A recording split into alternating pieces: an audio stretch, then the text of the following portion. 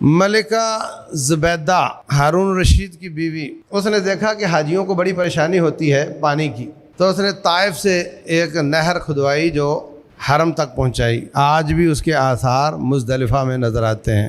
چاروں طرف سے بند تھی، پتھروں کے ساتھ بنوائی، پورے پہاڑوں کا لیول نکلوایا، کہیں سے سرنگ جا رہی ہے، کہیں سے نظر آتی ہے، اور راستے میں جگہ جگہ اس کے پانی پینے کی گنجائش بنائی۔ اس زمانے میں جب لینٹر کا کوئی انتظام نہیں تھا، اس نے پتھروں کے ساتھ چھت بھی بنوائی۔ اس بڑا خرچہ آیا۔ جب ٹھیکیدار سارے اخراجات اور لیئر بک اور کھاتے لے کر آیا کہ جناب اتنے پیسے آپ نے دیے تھے، اتنے خرچ ہوئے، یہ آپ حساب لے لیں، تو کہنے لگی کہ اگر میں یہ حساب کتاب چیک کروں تو کہیں نہ کہیں کوئی اونچ نیچ ہو سکتا ہے، کوئی جعلی بل بنا لیا گیا ہو سکتا ہے کوئی نہ کوئی حساب میں غلطی نکل آئے، لیکن میں یہ کتاب نہیں کھول لوں گی، کھول کر ہی نہیں دیکھوں گی، اس امید سے کہ اللہ تعالیٰ قیامت والے دن میرا حساب نہیں کھولے گا۔